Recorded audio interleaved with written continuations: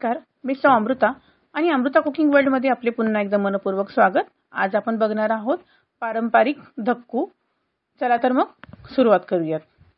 या इथे मी 1 कप मूग घेतलेले आहेत, साबुत मूग आहेत हे। तर हे आपल्याला कुकरच्या भांड्यामध्ये घ्यायचे आहेत।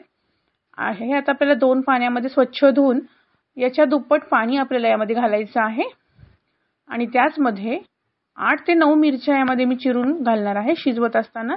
या इथे तुम्हाला जर तिखटपणा जास्त आवडत असेल तर तुम्ही इथे मिरचीचे प्रमाण वाढवू शकता आणि कमी पण करू शकता।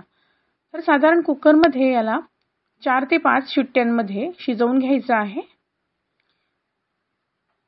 मी हे भाताच्या सोबतच लावणार आहे, वरण भातासोबतच लावणार आहे। तर या इथे आपण कुकर लावून घेऊया आणि 4 ते 5 शिट्ट्या होईपर्यंत वाट बघूयात। 4 ते 5 शिट्ट्या झाल्यानंतर आपले जे मूग आहेत ते छान शिजलेले आहेत। बघू शकता फार गाळ पण शिजलेले नाहीत आणि ते कच्चे पण राहिलेले नाहीत। तर आता आपल्याला हे घोटून घ्यायचे आहेत। घोटत असताना आपल्याला फार याला गाळ घोटायचं नाहीये, हलकेसे यामध्ये मुगाचे कण राहिले पाहिजे, या पद्धतीने आपल्याला ते घोटायचे आहे। तुमच्याकडे ह्या मुगाच्या धक्कूला काय काय म्हणतात मला कमेंट बॉक्समध्ये नक्की सांगा।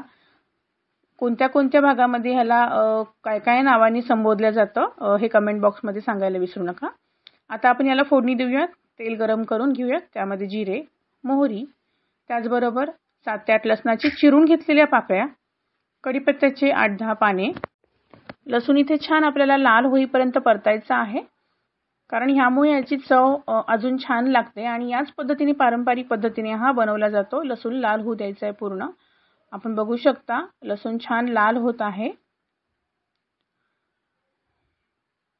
आता यामध्ये आपण जी घोटलेली डाळ मूग आहे तर ते यामध्ये घालणार आहोत आणि यामध्येच आता आपण 1 चमचा धने पावडर, 1 चमचा मीठ, 1 चमचा तिखटाचं प्रमाण कमी जास्त इथे करू शकता आणि अर्धा चमचा हळद, किंवा नाही घातलं तरी चालेल, इथे फक्त मिरचीचा वापर केला तरी चालेल।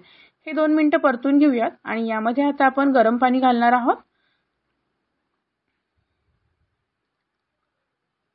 आपल्याला फार पातळ असं हे धक्कू नसतो, हलकासा दाट असतो, तर आपल्याला तो बनवून घ्यायचा आहे। हा धक्कू गरम गरम ज्वारीची भाकरी, बाजरीची भाकरी, पोळी किंवा भात यांच्याबरोबर खूप सुरेख लागतो। सर्व करत असताना यावरती आपण लिंबाची फोड पिळून घालू शकतो किंवा नुसता सुद्धा खाऊ शकतो। तर छान उकळी झाल्यावरती तयार आहे आपला पारंपरिक धक्कू। नक्की करून पहा, कसा झाला कमेंट बॉक्समध्ये सांगायला विसरू नका।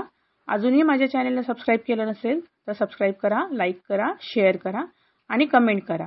भेटूयात पुढच्या नवीन रेसिपी सोबत, तोपर्यंत बाय बाय।